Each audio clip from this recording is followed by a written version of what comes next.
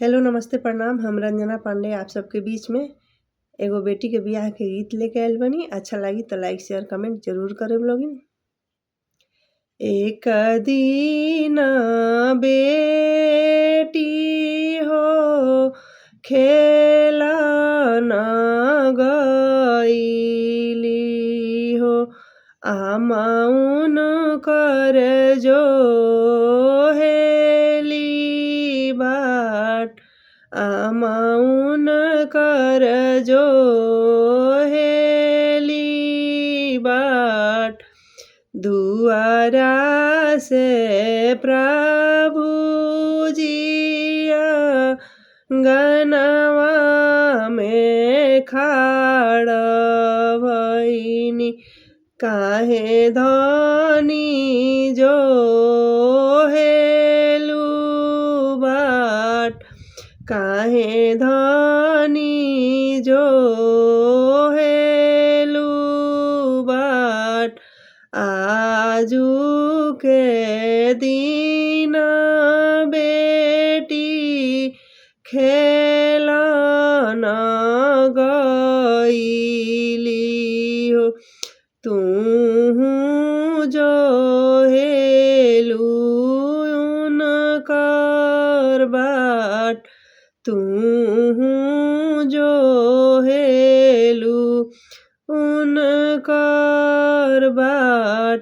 एक दिन बेटी ससुर चली जाई है हो, के कर जो बुधानी बाट, के कर जो बुधानी बाट।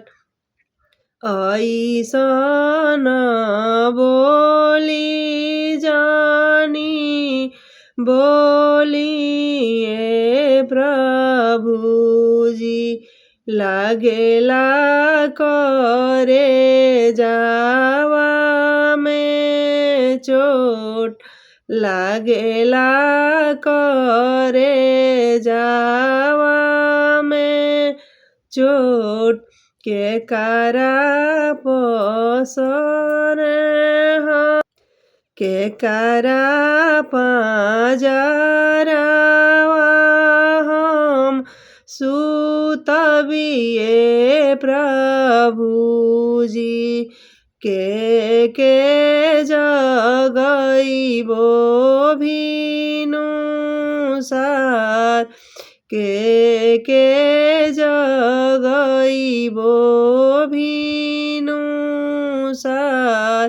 के करा के धरब प्रभु जी, साँझे के बसियावा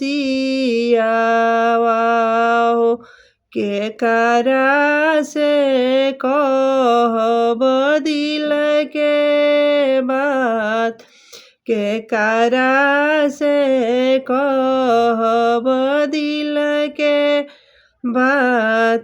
राम रसोइया से निकलेली कवन भाभी, सुनी सासु बचन हमार, सुनी सासु बचन हमार।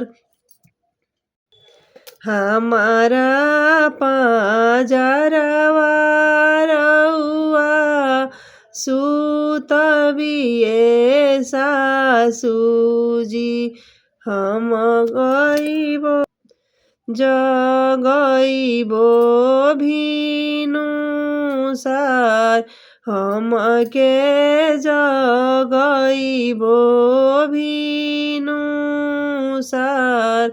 हमारा के रखब सासु जी, साँझे के बसियावा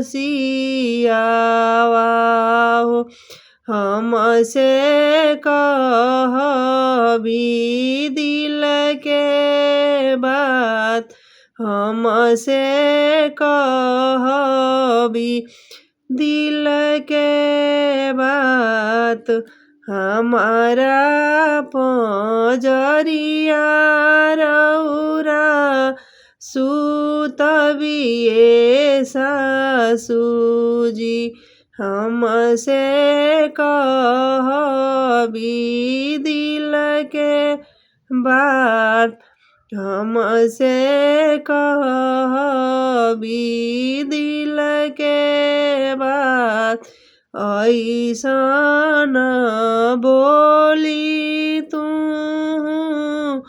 बोललुए बहुआ हो सुनते जिया राजरी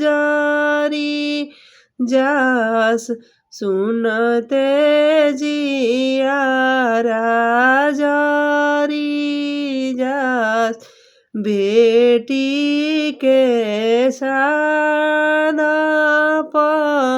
तोहिया ना पुरई है हो उलटी के दी है जा बाब उलटी के दी है जा बाब।